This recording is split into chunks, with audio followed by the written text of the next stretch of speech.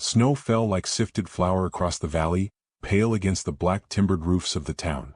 At dawn, the drifts lay deep enough to muffle every hoofbeat, every cartwheel, and yet nothing could muffle the whisper of people's tongues. Gossip traveled faster than smoke, and it always seemed to curl toward her door. Marisol Redbird, the widow, pressed her shawl tighter and leaned into the wind. The basket she carried cut into her forearm, empty except for 3 small loaves she had baked from the last of her flour. They were not much, but then neither was she, or so the town liked to remind itself. Her boots sank into the snow as she walked the lone stretch between her cabin and the cluster of buildings folks called a town. The silence of the land made her thoughts louder. I ain't much, but I can cook. It was what she told herself each time she kneaded dough with cold fingers, each time she scraped a pot clean to serve stew that others would judge before swallowing. Inside the saloon, the morning stove glowed dim. She set her basket on the counter before Jonah Pike, the keeper. He was a lean man with weary eyes, forever polishing mugs. Without asking, he took one of the loaves, tapped its crust, and nodded. "Bread's thin this winter," he muttered, sliding her a bowl of stew still warm from last night. He did not smile, nor did he turn her away. It was his kindness, quiet and half-hidden, that kept her fed. But behind her, from the corner table, came a voice sharp as frost. "Maeve Holloway. That's her secret, you know. Always got a way of trading scraps for scraps. Ain't much else she can do." The words stung more than the wind outside.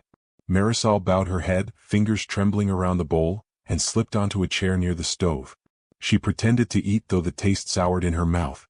Gossip was a poison, and in this town it was served hotter than coffee. The storm worsened as the week stretched on. Men in heavy coats stomped boots against the boardwalk, cursing the sky.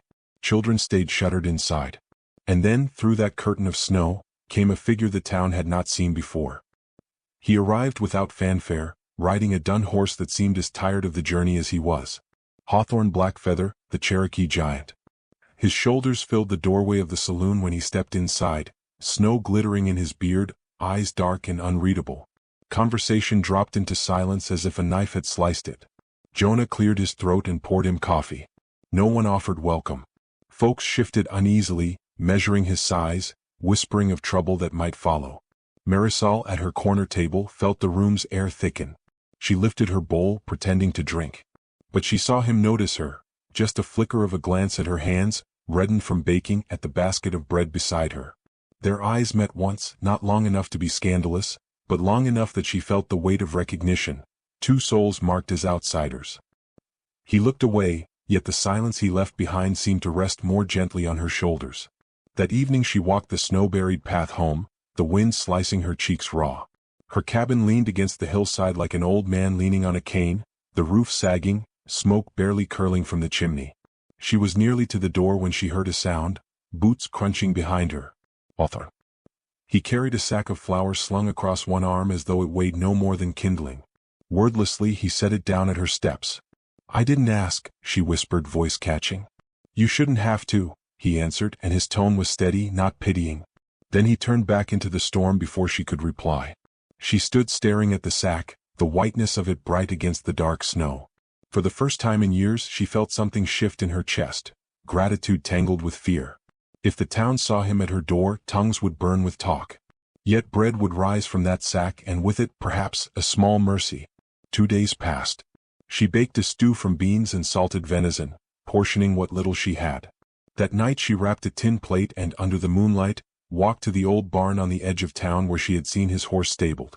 She set the food down, her breath rising in plumes. She did not knock, did not linger. She only left the plate and turned back into the snow. The next morning, outside her cabin door, she found something carved from cedar, a bird with outstretched wings, rough-hewn but graceful in its simplicity. She held it in her palm until her hand warmed the wood. No words had passed between them. None were needed. A trade had begun, but not of scraps, for something quieter, something she could not yet name. By midwinter the snow lay deeper than fences, and hunger crept into every household.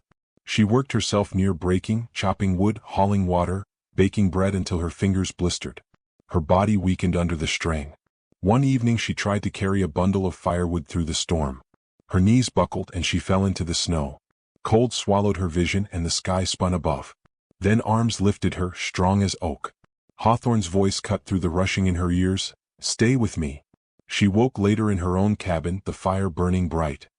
He sat on the floor beside the hearth, his great frame bent slightly as he fed another log into the flames.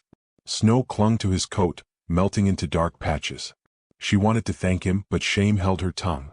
What must the town think, seeing him carry her home?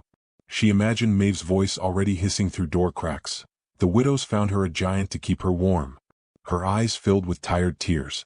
Yet as she drifted back to sleep, the last thing she heard was not gossip nor shame, but the sound of steady breathing near the fire. Days later she stepped outside to fetch water. The storm had stilled at last, leaving the world hushed, blanketed, white. The town below her cabin looked carved from ice, smoke rising thin from chimneys. She thought of what people said, how little she mattered beyond her bread. And yet, she remembered the bird carved from cedar, the sack of flour, the arms that had carried her. Maybe she was not much in their eyes. But in another's silence she had not been dismissed. She had been seen. The snow wrapped everything in silence, but gossip moved swifter than fire. And in that silence, two exiles had found the faint spark of warmth. The storm did not relent quickly. For days, snow pressed against cabin walls like a second skin, and the world seemed reduced to white fields and gray skies. Inside her cabin, Marisol's fire burned bright, not because she alone tended it, but because Hawthorne Blackfeather rose before dawn and kept the woodpile stocked. His presence filled the small room with a gravity that was more comforting than burdensome, like the hush that falls when a hymn ends but its echo still lingers. She tried not to notice the size of his hands as he worked, how the axe seemed an extension of his arm, or how his shadow bent across her floor like a mountain shifting. Instead she stirred soups, baked bread, and busied herself with the rhythm she knew: cook, serve, clean, survive. But survival felt different with another heartbeat in the room. When at last she dared to speak, her voice was rough from silence. "You shouldn't spend your strength on me." He did not glance up from the log he split. "Strength unspent is wasted." His words were simple, yet they carried the weight of stone laid upon stone.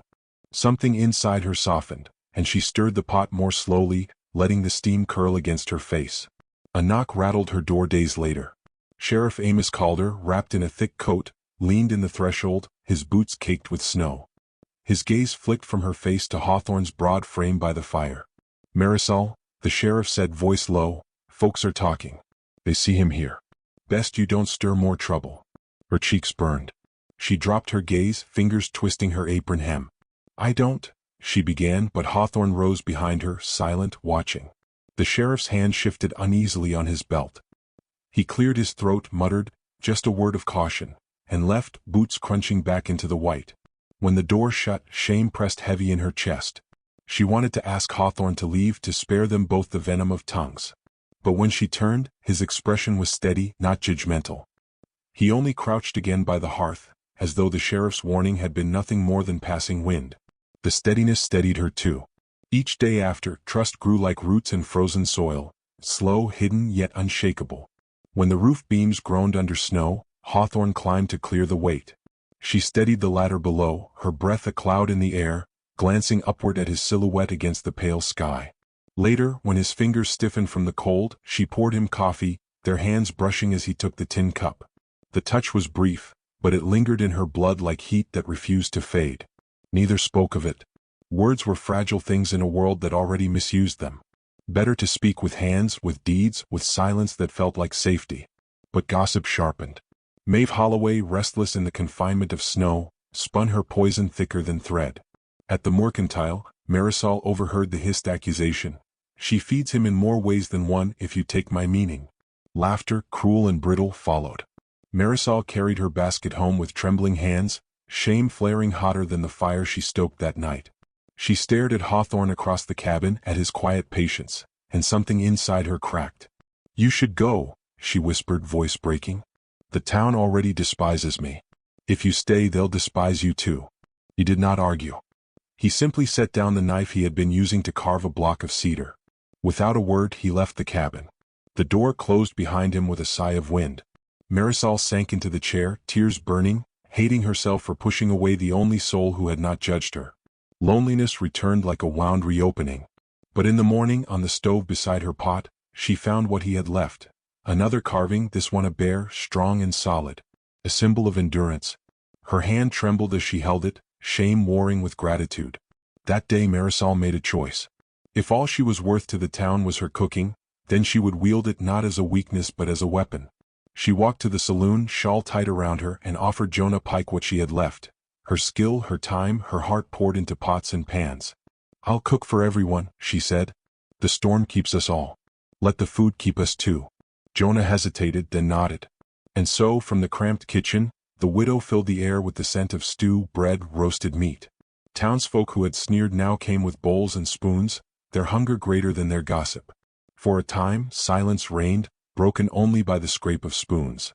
No one dared mock her when their bellies warmed. And though they did not thank her, Marisol felt a strength awaken. Cooking was no longer scraps for scraps. It was her defiance. Her survival. But the storm's hunger was not the only hunger in town.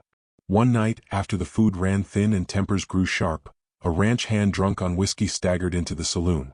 His words slurred, his fists heavy. "Why should we eat from her hands? Apache trash. Widows nothing but." The insult cracked like a whip, freezing the room. Marisol stood by the counter, her apron stained, her heart hammering. She wanted to shrink, to vanish. But before she could move, the ranch hand lurched toward her. Then the door opened. Snow swirled in around the frame, and Hawthorne Blackfeather stepped inside. His presence filled the room like thunder rolling through the valley. He did not raise his voice. He did not raise his hand. He only stood, broad-shouldered, steady, his gaze locked on the ranch hand. The drunk faltered. His words caught in his throat. The saloon held its breath. Hawthorne walked to Marisol's side, his steps slow, deliberate. He bent so that only she could hear and whispered, "You'll never be lonely again." The world slowed. The hiss of the fire, the creak of wood, the snow beating the windows, all fell away. Only those words remained, low and steady, sinking deep as roots into frozen earth. She closed her eyes, and for the first time in years, the ache of loneliness loosened its grip. The ranch hand slunk back into his seat, muttering. No one else dared speak. The room, once sharpened with cruelty, now seemed gentled by an unspoken shift. When the storm broke days later, sunlight spilled across drifts of white, dazzling the town. Smoke rose from chimneys, and fences emerged again from beneath the snow. Life began to move forward. Marisol stepped outside her cabin, the carved bird and bear resting on her windowsill. Hawthorne was there, splitting wood as though he had always belonged. He did not announce his staying. He simply stayed. She walked past the watching eyes of neighbors without bowing her head. Gossip had not ended, but its chains had weakened. Dignity had returned, earned not through their acceptance but through her own. The snow still whispered, the wind still bit, but warmth lived now in more than her oven. It lived in the silence they shared, in the steady rhythm of his axe, in the knowledge that she was no longer walking through winter alone. Final reflection, narrator to the reader. And so, if ever the world names you by your lacking, remember the widow and the giant. Remember how shame fell quiet before the steady grace of survival, how loneliness was broken not by declarations but by small acts. A sack of flour laid down in the snow, a cedar bird carved by calloused hands, a whispered vow that lit the dark. Life is not measured by the gossip of others, but by the warmth we kindle in the storm. And when winter presses against your door, may you too find the courage to lift your head, to claim your place, and to know you are never as alone as they'd have you believe.